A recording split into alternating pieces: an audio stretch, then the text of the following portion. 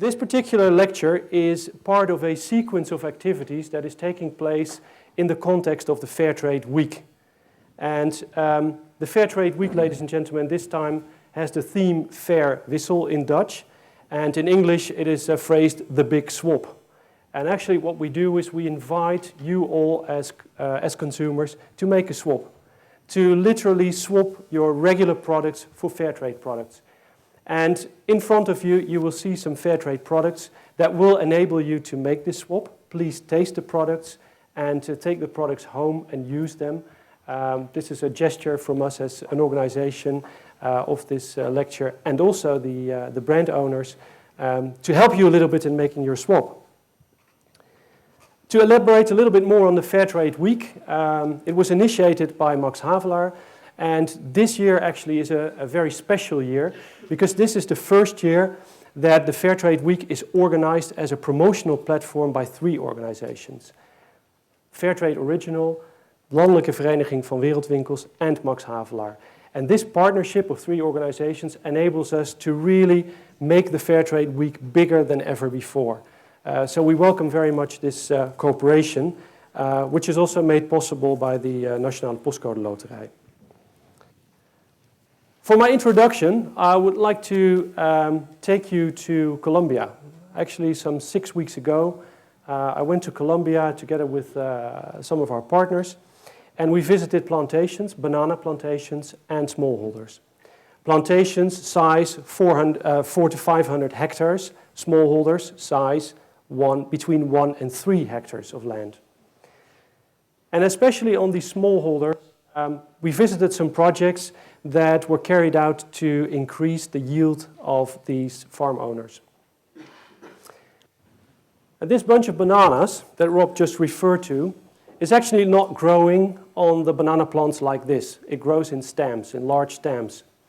And the big plantations, they have the financial means to invest in a sort of railway system, a sort of cable cart system, to transport these big stems that weigh up to 60 kilos from the field to the banana packing stations. The smallholders, the people that live out of between 1 and 3 hectares of land, they don't have the funds to invest in such a cable cart system. So what they do is they carry this huge stem on their necks, 60 kilos, to the packing station. On their way to the packing station, approximately 20% of these bananas damage so much that they can't sell them anymore. So what's the project that is on hand there at this Fairtrade Corporation? They actually portion the bananas on the field, dry the bananas on the field, and it's very important to dry them because as soon as you cut the banana, latex pours out of this wound and also damages the bananas because latex dries out black on the banana and you don't want to buy a black banana in the supermarket. So they dry the bananas in the field, put them on a sort of carrying tray after they have dried, then walk to the packing station.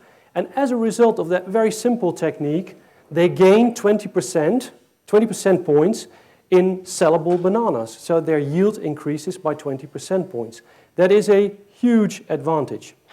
Another huge advantage of this very simple technique is that because they dry the banana on the field, there is no need to use bucket loads of water to actually wash the bananas.